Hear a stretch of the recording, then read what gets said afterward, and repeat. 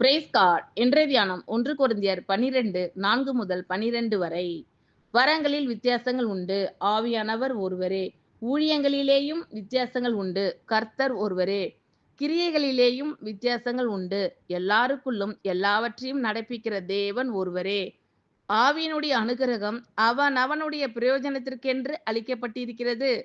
எப்படியெனில், ஒருவனுக்கு ஆவியினாலே ஞானத்தை போதிக்கும் வசனமும், வேறொருவனுக்கு அந்த ஆவியினாலேயே அறிவை உணர்த்தும் வசனமும், வேறொருவனுக்கு அந்த ஆவியினாலேயே விசுவாசமும், வேறொருவனுக்கு அந்த ஆவியினாலேயே குணமாக்கும் வரங்களும், வேறொருவனுக்கு அற்புதங்களை செய்யும் சக்தியும், வேறொருவனுக்கு தீர்க்க தரிசனம் உரைத்தலும், வேறொருவனுக்கு ஆவிகளை பகுத்தறிதலும், வேறொருவனுக்கு பற்பல பாஷைகளை பேசுதலும், வேறொருவனுக்கு பாஷைகளை வியாக்கியானம் பண்ணுதலும் அளிக்கப்படுகிறது.